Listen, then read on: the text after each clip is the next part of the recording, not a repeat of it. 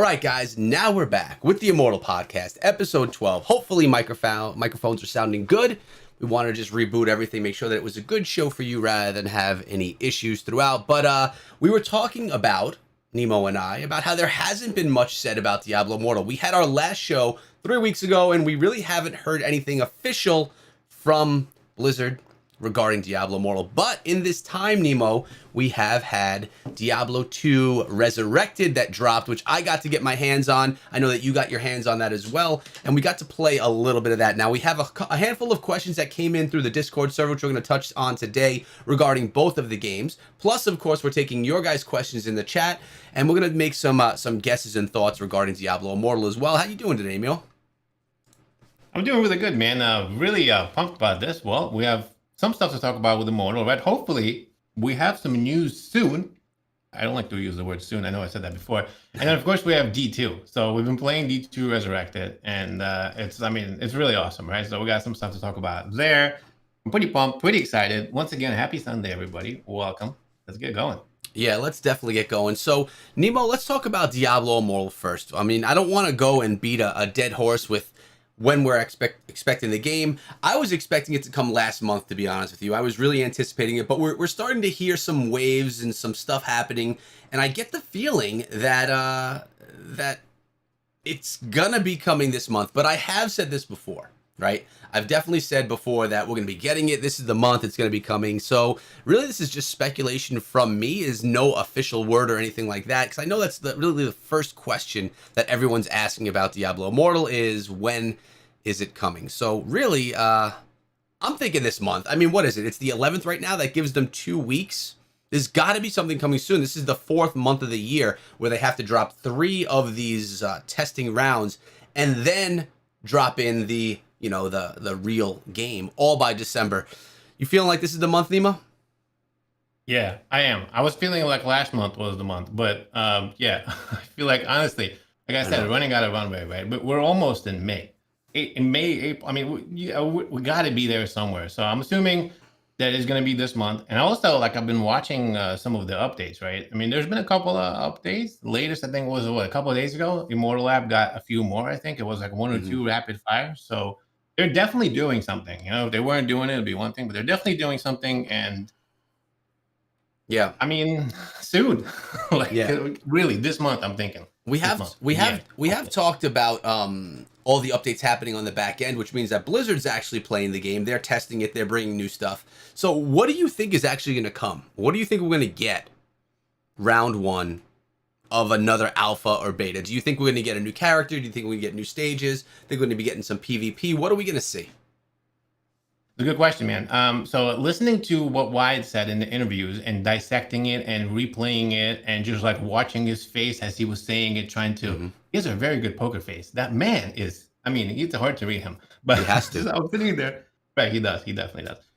So I was sitting there watching him and listening to what he was saying. So there's going to be 3 tests, I think. One is going to be for end game. So we'll get a full test of basically to level 60, cap, everything. And hopefully we'll get to see all of the game end modes, like I think. Then there's going to be another test for Necro and one more for Crusader. I feel like 3 classes or 2 classes and a full test. So 3 tests I feel like are coming. That's why I'm like, it's got to be soon. It's got to be like now. Yeah. I mean, we were not expecting from an alpha before we got the technical alpha the first time around. We weren't expecting to get as much as we got, right? Like we basically got ourselves a full game. So that makes me ask the question, just a few months later, assuming that it comes this month, are we going to get another, get blown out of the water again by how much they bring? Or is it just going to be a small amount? Like Lime right here in the chat, he says, I think we're going to get the Crusader class with the new level cap and a zone and some PvP testing, which is literally everything. So besides 1 character. So Lime's saying that he's going to see the new zones, which are 3 new zones, some PvP, which is massive, and the Crusader. So all he's leaving out is the Necro. I have to say, I don't think we're going to be getting that much in the first round. I think PvP is going to come last, first of all. I don't think we're going to see that until the fall, the earliest. Again, just my speculation. I do think we're going to get 1 class. I would love it I would love to get the classes in separate alphas, right? So that I could just dive heavily into one of them during that alpha time. Because who knows, we may not have the alpha for a month like we had the technical alpha the first time. We may only get it for 2 weeks. We don't know. Also in the chat, it was Razor who mentioned he hopes that they expand it out to who's going to get it, because last time around, Nemo, they had it only in Australia, and they had it for content creators like us. So do you think they're going to expand out, or do you think they're just going to knock up Australia again and basically use that as their testing ground? I asked that same question to Wyatt directly. So, in fact, there was a couple of questions that were related to that. I want to know, like, hey, when is the next test? Is it going to be called beta? Who is going to be able to get it? And most importantly, are you going to be expanding not just the amount of people, but also the amount of devices that can play it, right? Because right now, a lot of people are getting that not compatible in the store. And he did state that they are very much looking to expand a number of devices, b number of people. He didn't state region or regions. He was very careful when he said it. But from what I'm going to guess, and assumptions that I'm going to make from all the rest of the stuff, that there's going to be some sort of a regional test next, like a big regional test in probably one or two of the regions. It's not going to be like worldwide open beta. As far as what region, I mean, who knows? But it is going to be much bigger than just Australia and the content creators, from what I will assume, from what they said. Right, because they have to stress test it at the same time, right? They can't just test out their build. They have to test the whole system to see if it could support all the players that they're anticipating. I get the feeling they're going to be completely fine, Nemo, because they've done this before, right? They've done tons of games like this. The only difference is the platform. And in speaking with them, I mean, they said there's no real difference in working on a mobile platform versus a PC platform besides mobile controls, which actually makes it a little more difficult. But it seems like the mobile platform can keep up with everything that the PCs can. And I mean, think about it. If they're just doing what Diablo 3 did, or mixing like a Diablo 3 world with a World of Warcraft world, both of those games were created on computers that are so old. Mobile phones and mobile devices are in better positions now to do that same stuff. So I think we're going to be fine on that. Yeah, I think we're going to be okay. I'm going to be heading over to YouTube right now to see if we had any questions coming through. I know that we did get a question from the Discord server. You want to let us know who sent that question, Nemo, and what they were asking? Sure. It was actually a kind of an interesting question. I think we did talk about that. I believe we talked about that way back in a few other things. But Wadamus, or should I say Wadams, he said he was talking about the crests. Basically, what he was mentioning was that, and you know that there's legendary crests in the game, and there's a whole lot of stuff talking about whether they're pay to win or free to play, whether it's going to be fair or not fair. At the end of the day, we actually haven't seen all of the systems, so we don't fully know how fast legendary crests drop. What are the rates? How many you're going to be able to get? It's still very much unknown. So what he asked here was, he said, from your experience, like how many crests were you able to get while you were playing the game? He also wanted to know if that's going to be an issue for the leaderboards, because if you know the challenge rifts, right? If you look at the Elder Rifts and you start playing them, you can put in a crest and enhance it, right? Then you get, of course, legendary gem for it, and etc. You can also play challenge rifts, and if you place on the leaderboards, you get some free legendary crests by being in the top 10 of each class. So there's going to be a bunch of people who are going to be getting free crests every week. The leaderboards reset every week. So he was wondering, how is it going to be, what is the free-to-play player going to be able to place on that leaderboard and even be able to get some crests? So there's a lot of questions involved there. So maybe the first one first. How many crests were you able to get while you were playing the game? Did you keep track of that, like on an average, like maybe per day? Like what were you able to get? I didn't keep track of it in general. I do know that the battle pass, I believe it had 3 legendary crests in the top tier and 3 on the bottom tier. I believe I put a video out on it, which actually does break it down. It's been a while, but I think that was 6 legendary crests, which is 6 legendary gems if you purchased a battle pass.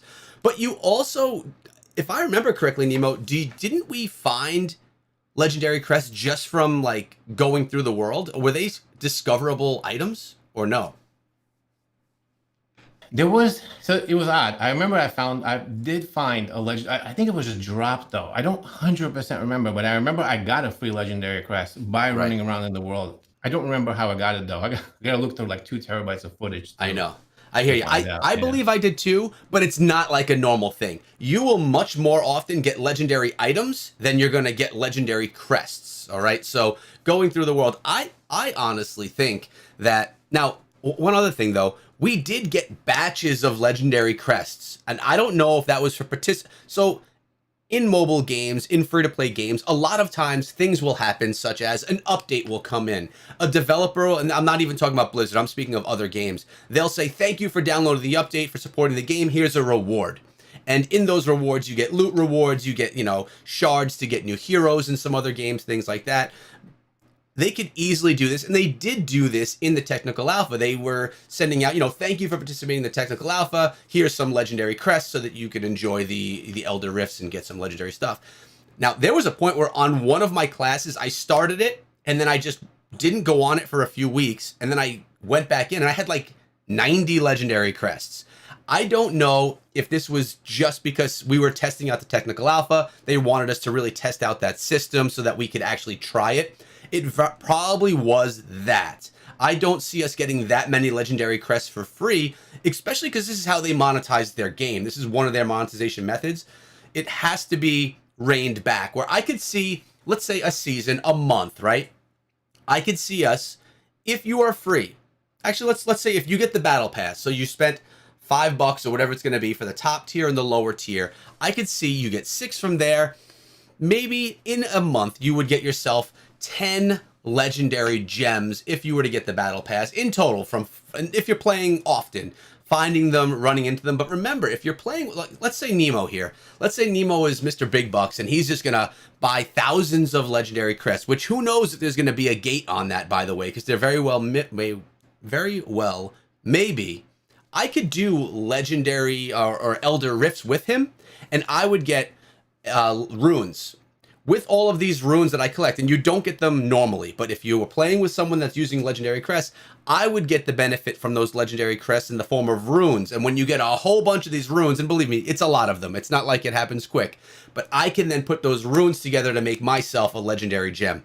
So Nemo would get a legendary gem for each crest. I would be getting these runes, which I can then put together eventually and do it. So there is benefit in playing with people that are big spenders if they decide, if you want to try and rank up and get more of those legendary crests yourself. But I think 10, and again, it's a guess. We're talking about the technical alpha, which was a big work in progress. Like they could completely they could change and modify and adjust drops of anything however they feel. If they feel that the community is really upset about how few legendary crests they drop, very simply in their coding, they could change it up. In the next season, you're going to see more legendary crest drops. That could completely change based on holidays, events, new things that they bring to the game. You can get these rewards.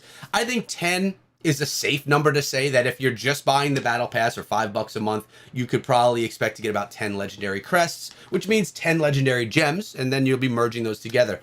That was part of the question. Nemo, is there anything more you want to add to that part of the question? No, I mean, you pretty much covered it pretty well. There's also, of course, if you place on the challenge rift, and it's again once a week per character class. So like one for barbarian, one for wizard, and so on and so forth.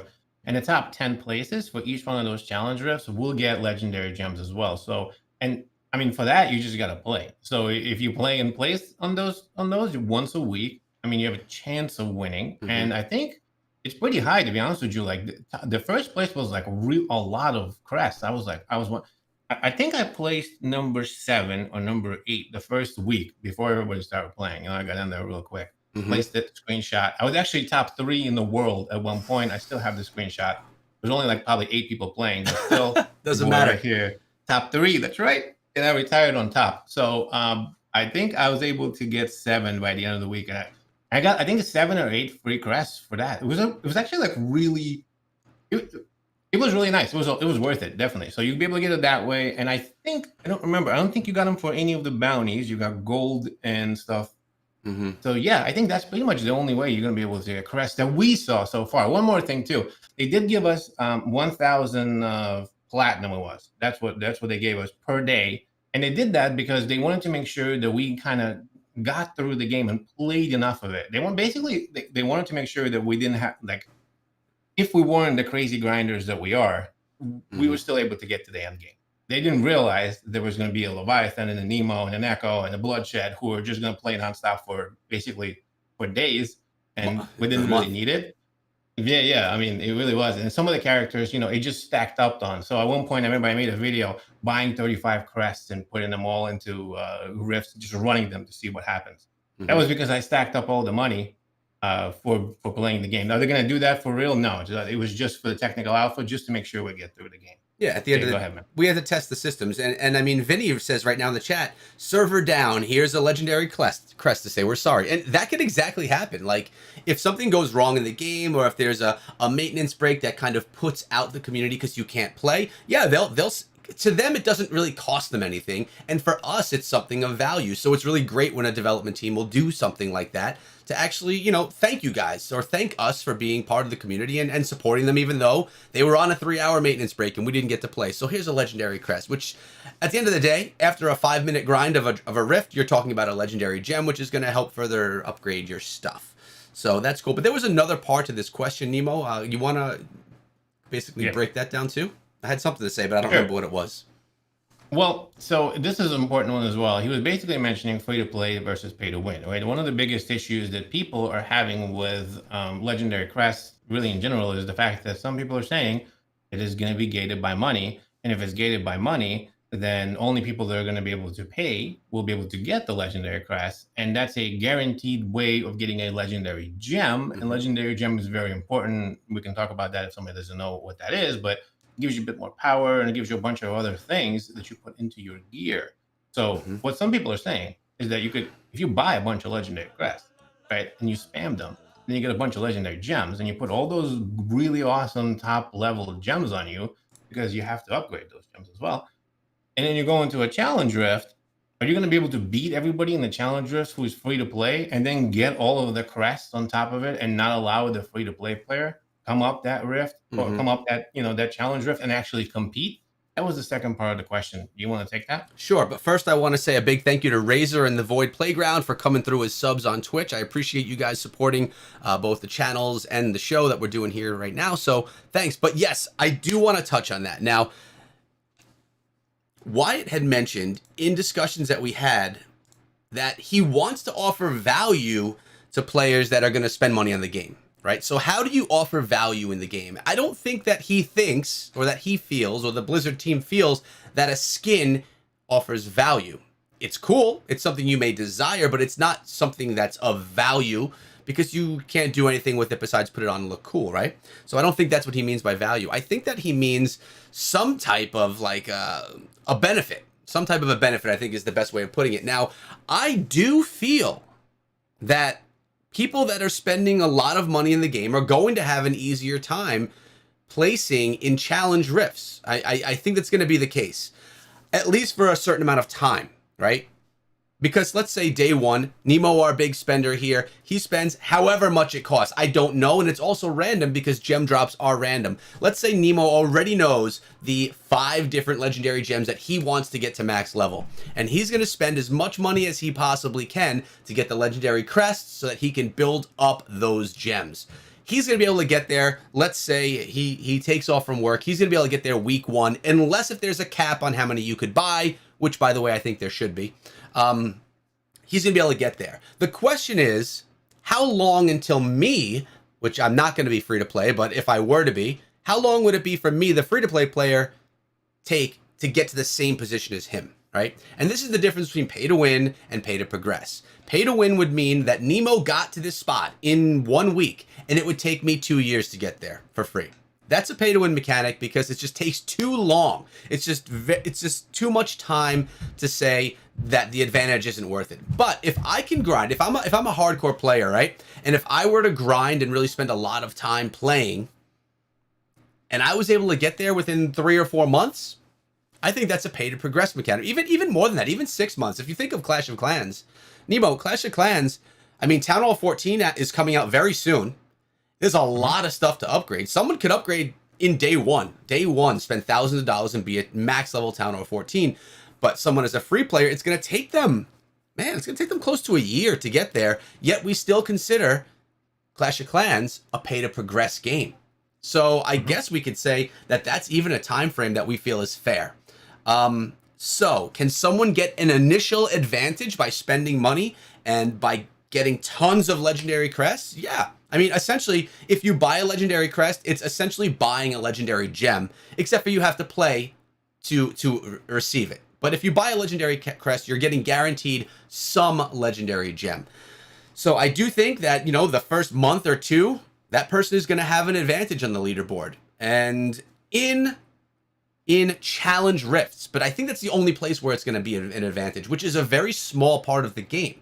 In regular gameplay, no. In Elder Rifts, no. Story mode, no. Free roaming, no. It's not going to matter. But in challenge rifts, it will be an initial advantage. Now, how can Blizzard fix this? Well, there's a few things they could do. One thing that they could do is they could say that they're going to make it so that you could only buy 10 legendary crests per day, right? 10 per day, Nemo, and that's as much as an advantage as you can get every single day. If they say you could buy an unlimited number of legendary crests every day, well, then it's going to really speed up progression for the pay-to-win player, or for I say pay-to-win, but really it should be the player that's happy and comfortable spending money, and it's not going to put any gate there. So I personally, I mean, for the benefit of the game, Nemo, I want to see there be a gate. For me personally, if I didn't care about the success of the game, I would want to buy everything and on day one be the strongest, because that's what I would probably do. But that would hurt the game. I think it would not be good, and you'd have a lot of players that were upset that people are so far ahead of them, even if it's only in challenge rifts. So I would love to see there be a cap of how many legendary crests you could buy every single day. I don't know. And I actually had voiced that to Blizzard as well. I said I could see this, and really this was the only issue that I thought people might have. I said I could see this being an issue. If you give people the ability to buy unlimited amount of legendary crests, then you're going to have people maxing out in day one. Or not really, because you can't run enough rifts on day one, but week one, you could get enough time in to basically max everything. Although I don't know how long it takes to actually, and what gem levels you need to get to max. I am assuming you could get it done if you had an unlimited budget and you could buy an unlimited amount of crests. I'm rambling on here, Nemo, not letting you speak, but I do think if a gate's put in place, it completely solves the problem. It slows down the person that's happy to pay, and it gives the person that doesn't want to play more time to catch up to someone that's paying. How did I steal all your words? Do you disagree with me? How are your thoughts on this, Nemo? No, you did not, actually. I have a little bit of a different side to this. So you make a very good point, and everything you say is 100% right. I agree with it.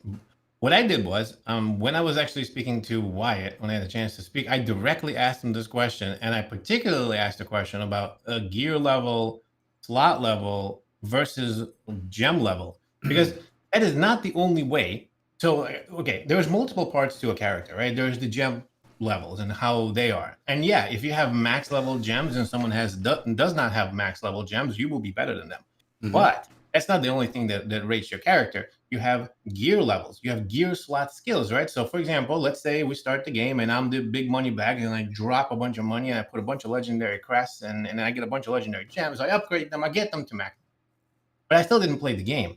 And the only way to upgrade your gear and your slots and all the rest of that stuff, the actual character itself, is by playing the game. You can't buy anything to upgrade that. So you're a free-to-play player. I'm a pay-to-win player. Yes, I'll have a little bit of an advantage if I spam the gems, but I still have to play, because if I don't play, you're still going to be better than me. And that's what I asked Wyatt. I said, hey, do you have a specific level of gem level versus gear level and slot level, how that will affect the gearing and the whatever of the character? I asked him that. I have a video on the YouTube channel if you want to see his reaction and what he said. But basically, he did specifically state that they were very much looking at that. And there's going to be a bunch of equal parts to your character, to a whole overall stat of your character. Legendary gems will be a small part of it, but not the overall thing. So I do not think that it's going to make that big of a difference. And I do think even if somebody who's pay to win will still have to play and get those levels up, because it was hard. I don't know if you remember, level 20 on some of the, you have to play. There's only one way to do this. Yeah. So I actually think it's really fair. I think it's fine.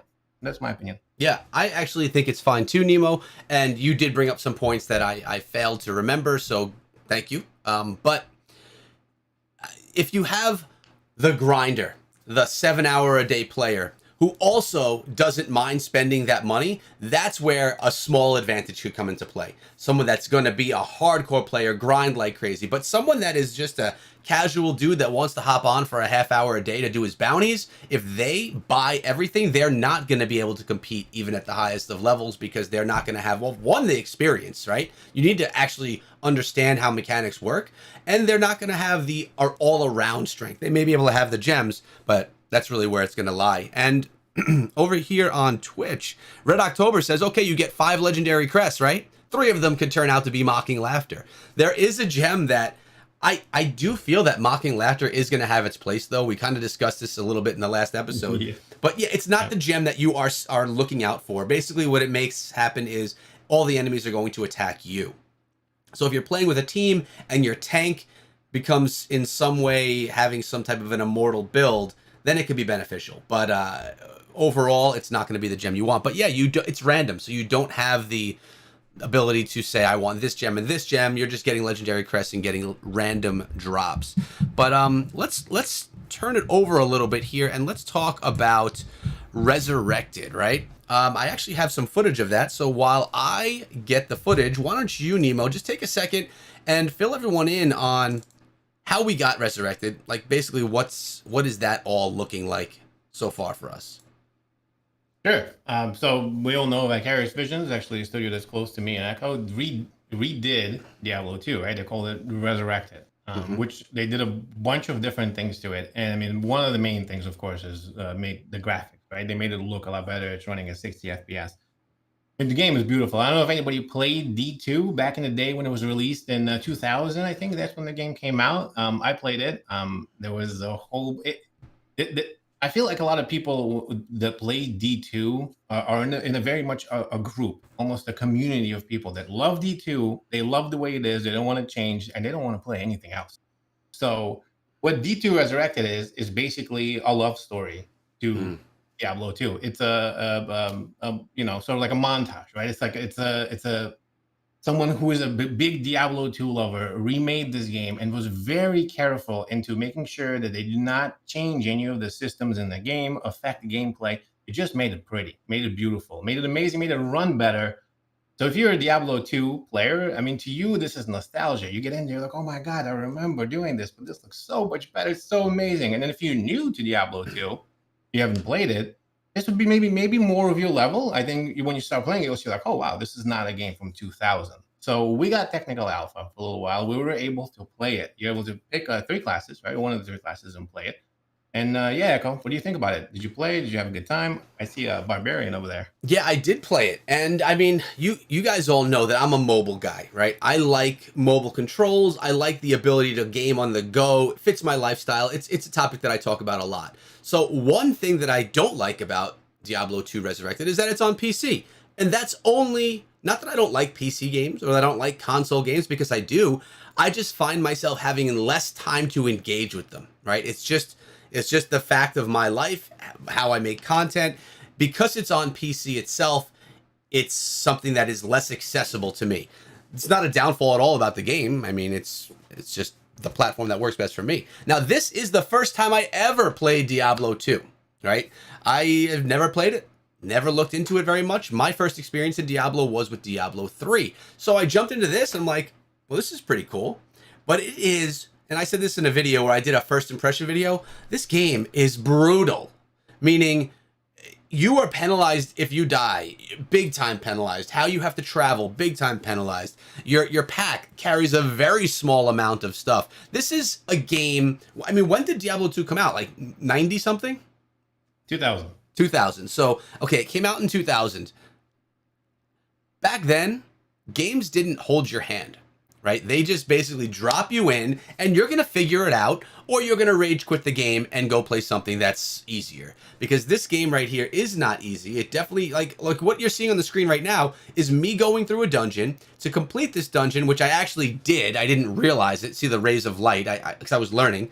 I had to kill every single enemy in this dungeon, so I'm looking around right now at all the corners to make sure I killed everything. Lucky for me, I had Ice Cold in a stream while I was doing this, guiding me, because I had no idea that I was done. There's nothing popping up on the screen saying, you're done, move on, you've completed it. And I actually really, really like this, Nemo. It makes you master a game. Where nowadays, no games nowadays are even like this anymore.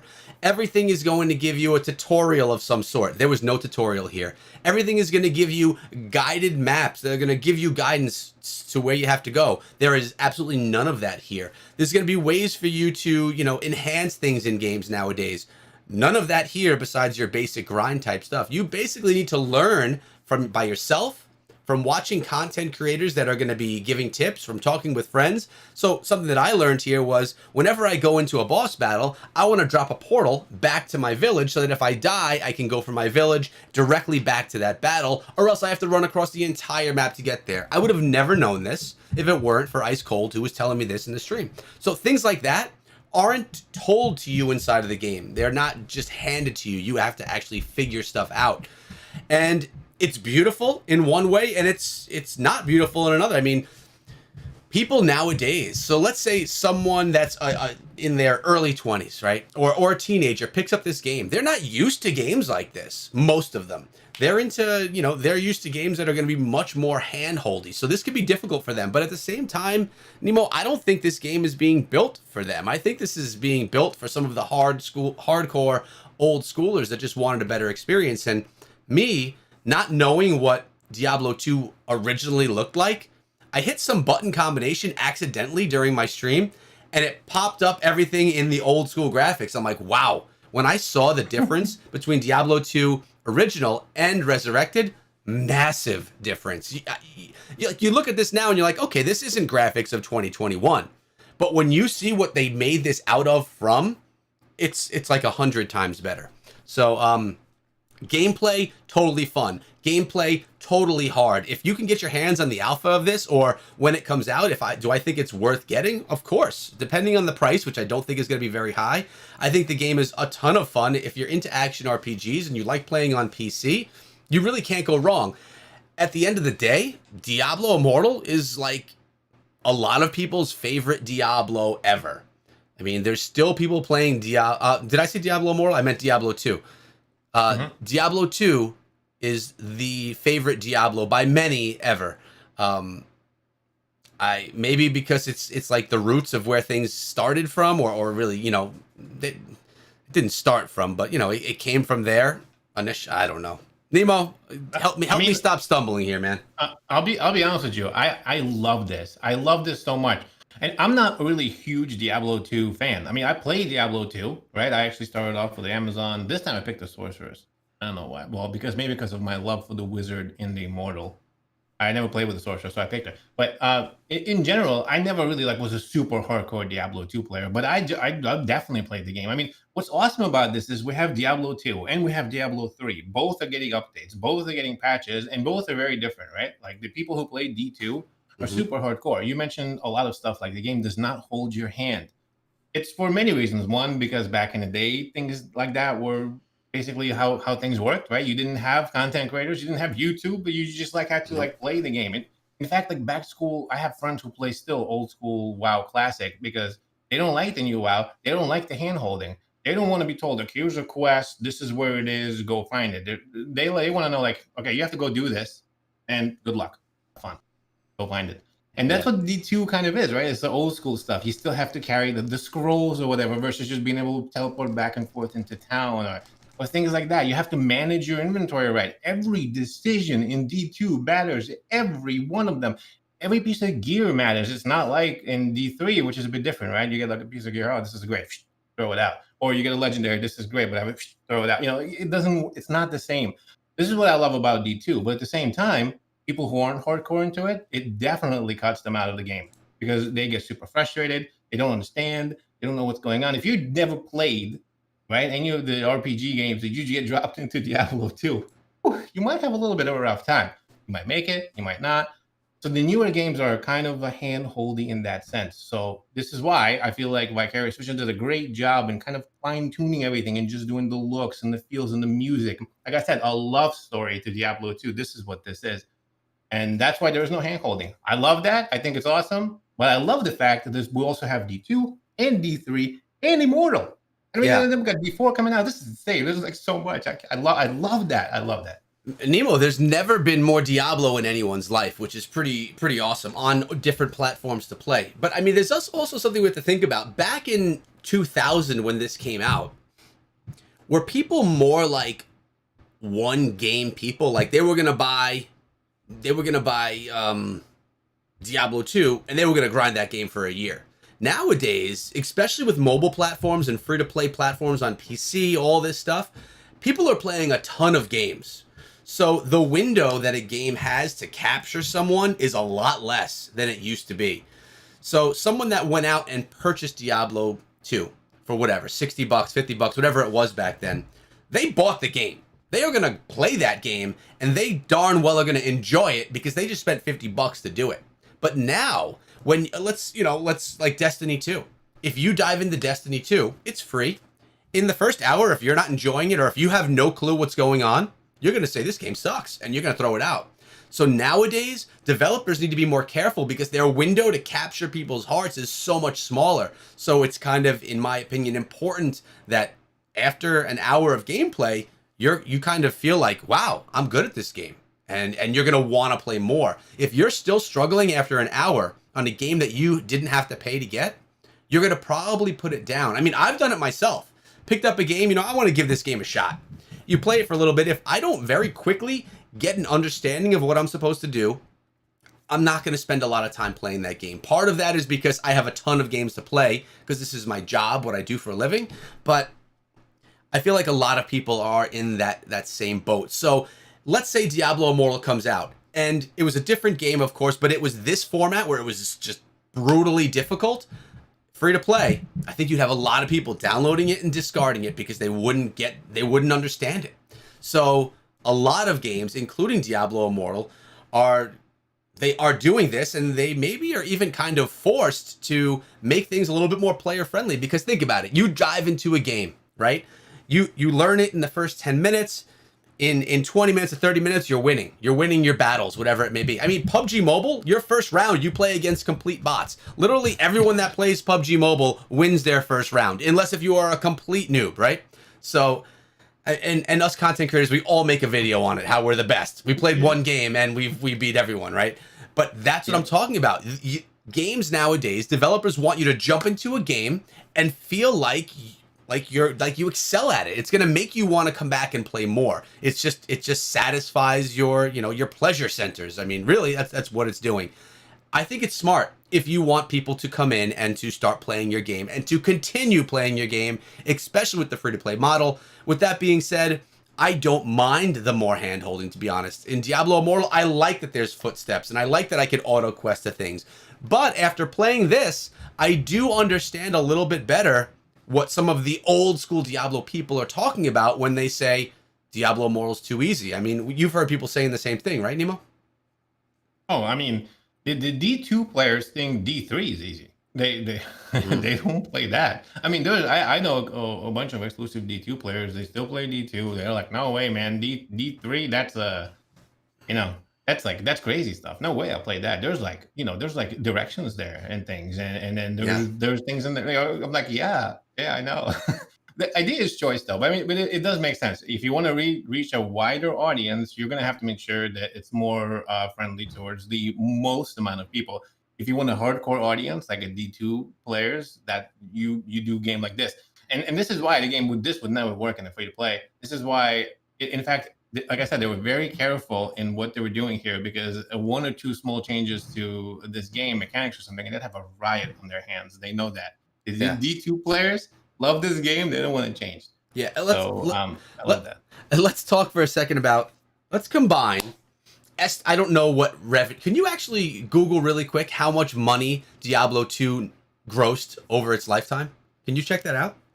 Sure. Because I would bet basically anything that Diablo Immortal will drastically outgross both Diablo 2 and Diablo 2 Resurrected combined. There's just the way that games are monetized nowadays. I mean, even if it's only monetized with $5 a month for the battle pass, it's gonna outperform any of the Diablo games, probably all of them combined, based on how many people are going to be able to play it, because of the free-to-play model, because of how monetization works. And I've said it before, we've talked about it on the show and in videos, that Blizzard is very generous with how they're monetizing. If you buy the battle pass with one character, you could use it for any character you create on that account. That doesn't happen in any other games. Mobile, PC, nothing that I know can you actually use one pass on all of your characters. Clash of Clans, I have 3 accounts. If I want to use the golden pass or the season pass on all 3, I have to buy 3 season passes. That's just standard. But Blizzard is going away from that, and they're being super generous with that battle pass. Did you get any numbers for us, or is it not findable? So, well, there's a few things. I'm trying to find out the total, but it says that they finished 2000 with 48.2 million in sales. Total. Just that year. Oh, just that year though. Diablo 2? Yeah.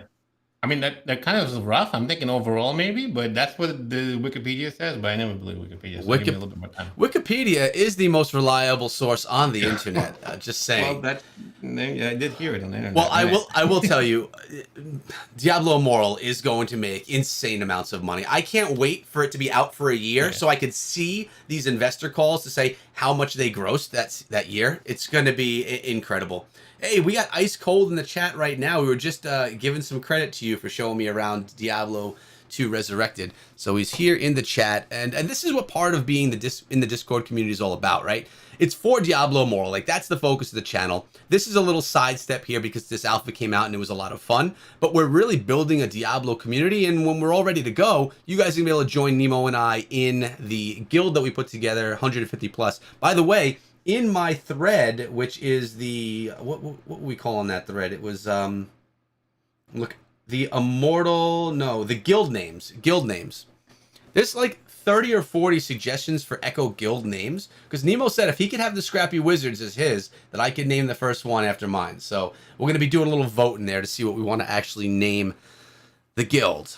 I think we have a little time though, because the game is not ready to be dropped or anything. So, and reminder, every time that there's a technical alpha, a beta, all of that is going to be wiped. So me, Nemo, content creators, people that get early access, we are not going to be able to gain a progress on anyone else. We have to start over every single time. Now, if they do a global beta, I know that Supercell does this a lot. It's a global beta. Everyone can play it. Or, yeah, I guess it's a global beta. Sometimes it's even actually a partial, it's not fully global. It will actually be live, and if you gain progress there, then it'll go right into a release. But we are far from that with Blizzard. They're going to be doing these closed betas and closed alphas for a while until we get there. Neil, I'm scrolling through the chat right now to see if we have any other questions, either on I'll look on Twitch. You check out on YouTube. Sure. One thing I do want to say before we just move on, I want to give, I want to give big props to Blizzard. And I'll say this, well, the reason is because D2 Resurrected, and I think someone mentioned it in the chat. I'm not sure who it was, I'm sorry. But D2 Resurrected is, like I said, a love story to the hardcore D2 community. And I really feel like Blizzard really does care about their hardcore community. I mean, look, they brought a whole game just for them. They're realizing, I mean, the game is going to be good, but people that haven't played it, and there's going to be not a very big amount of people, in my opinion, they're going to buy D2 Resurrected.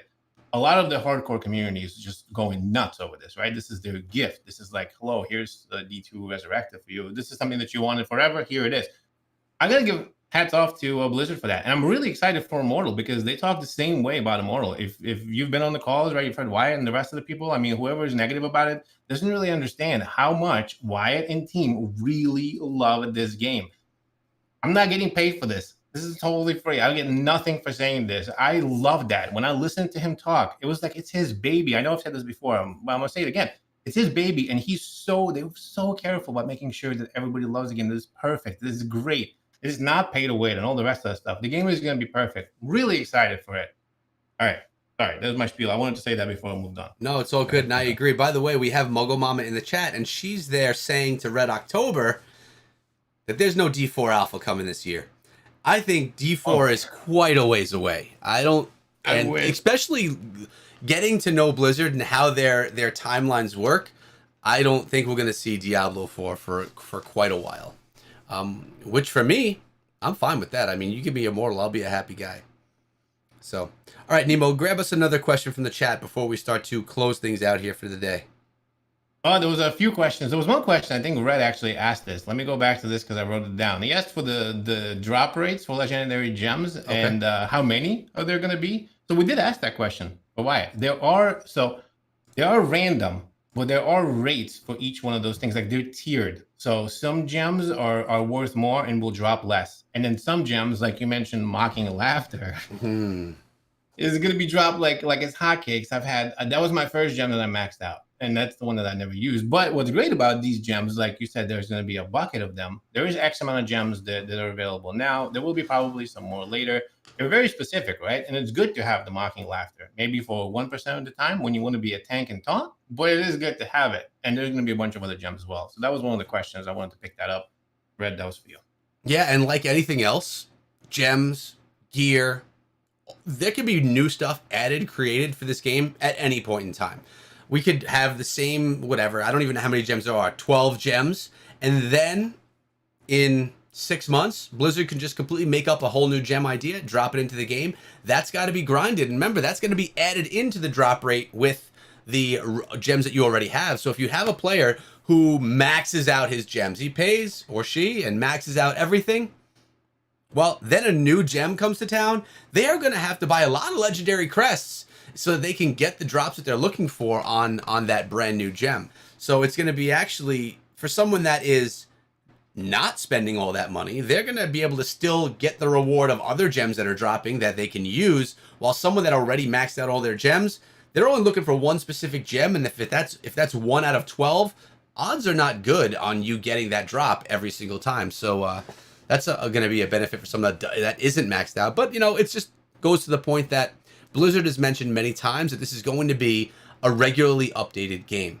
What that means, I'm not sure. Does that mean once a year? I don't think so. Does it mean multiple times a year? That's more what I'm thinking. They've mentioned that new character classes can come to the game at any point in time and that they'll be free. You're not going to have to pay for them. Diablo 3, you had to pay for the Necromancer, right? So, and that was one of the most popular classes of all time, which is now going to be free in Diablo Immortal.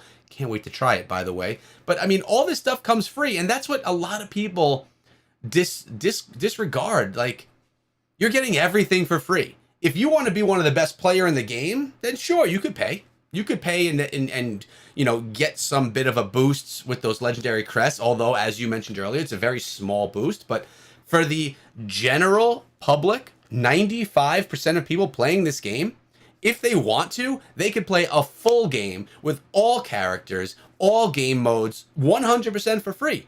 And it's up to them if they want to get skins, if they want to get these other stuff with the battle pass or things like that. So really, battle passes in games are, in my opinion, amazing. They're first an amazing way for developers to monetize their games so they can make money, but they're also of massive value for people that are just trying to play and get some stuff. By the way, I was just talking to someone yesterday about Marvel Strike Force. There's actually 2 battle passes in Marvel Strike Force, which is a turn-based strategy game, and each of them is $20 a month. So that's 2 battle passes a month for $40, and then 5 new heroes or 3 new heroes a month for $50 a piece. So I mean, Diablo Immortal's not going that route. You're not going to have to pay for new characters, new heroes. They're not going to have, at least not at the start, 2 battle passes to pay for. And I highly doubt the battle pass is going to be $20 for the battle pass.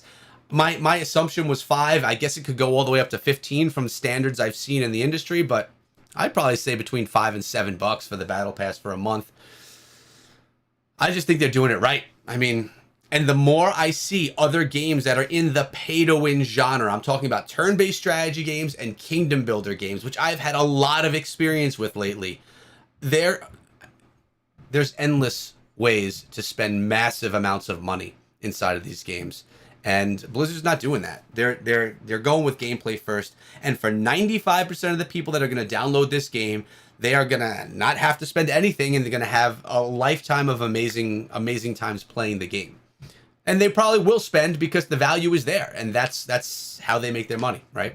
They offer you something that's just too good to pass up.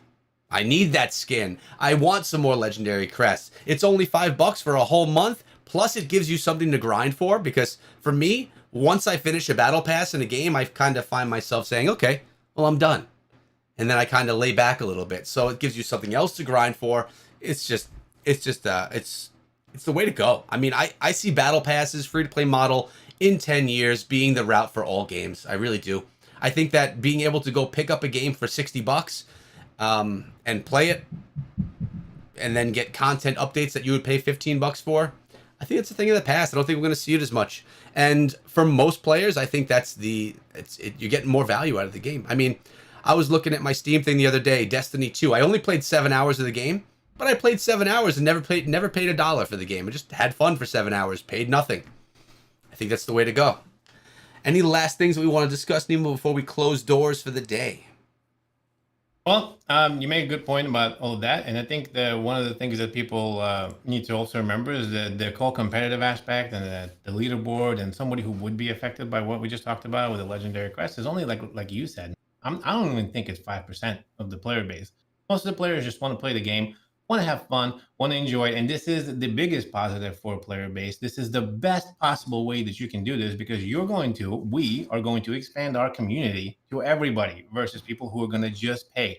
I have friends who will never ever would have played Diablo, would have bought it or whatever else, but they're excited because they're like, hey, I'm going to get it on my phone. I'm going to check it out. I mean, I've never played it. I'm not into those types of games, but you talked about it and it's going to be free. I mean, why not check it out?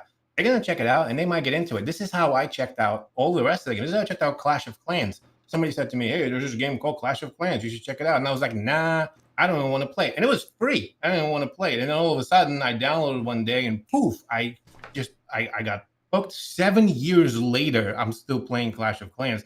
So the same type of thing could happen to a bunch of other players, and that's what expands the community. That's what makes things better. The more people that play the game, the better it is for all of us. Yeah, it might affect the top 5% of the community, but they have to make their money. And going fully free to play actually in my opinion, limits the game and how much it expands, because they need to make money. So at the end of the day, this is a real big positive for the community. I'm really excited, and I can't wait for like everyone to play it, my friends to play it. My grandmother says that she's going to download She's 82 years old. She said she's going to download Diablo Immortal. She asked me if it was available on her tablet.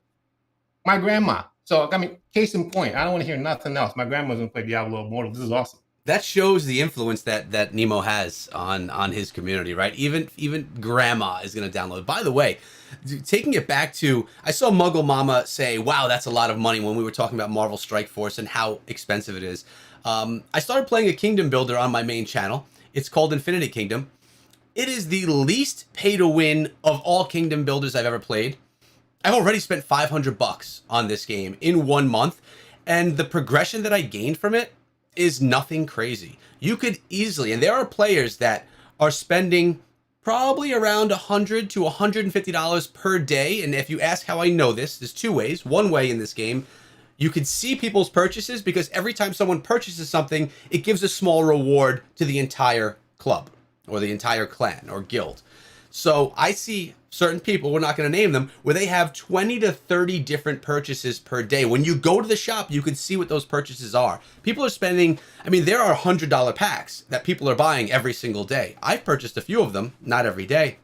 But I mean, you could easily drop, I mean, $5,000 a month on these games without even blinking an eye, if you have that kind of budget and if that's how you want to spend it. It's not difficult. So when we talk about legendary crests and stuff going on here in Diablo Immortal, it is really nothing compared to some of these systems that other game genres have. So I think that Blizzard's on point. Not that it's okay. I mean, I guess it's okay. They're not forcing anyone to buy anything. If you want to spend $5,000 a month on a game, that's for you. But Diablo Immortal there's not even going to be an option like that, which is nice to know. And I guess we have to close out the show, Nemo, with Red October's question here: pineapple on pizza? ? Oh man, he's always got the tough ones, man. That's not Somebody tough. asked me about broccoli versus all right. It's not tough, man. I say no. Yeah, no, 100% no. The only time that I would Wow. probably eat that, Nemo, is if I were hanging out in Hawaii. Then I would say, okay, it's worth trying. I don't really like sweet pizza to begin with, to be honest with you. So I'm with you on that one. I'm with you on that. Look, there's the no. There's just raining no's everywhere. we do have a yes popping in. I'll tell you something. Okay, so to branch off of that question, something that I was introduced to, I went to Costa Rica on my honeymoon with my wife, and plantains, fried plantains. Never had them before. Yeah. And now I sometimes get the urge for plantains, but it's only because I get this nostalgic feeling about being in Costa Rica. And when I sit down and eat some plantains that are like good, it kind of like brings me back. And I don't know, taste buds are crazy things, aren't they, Nemo?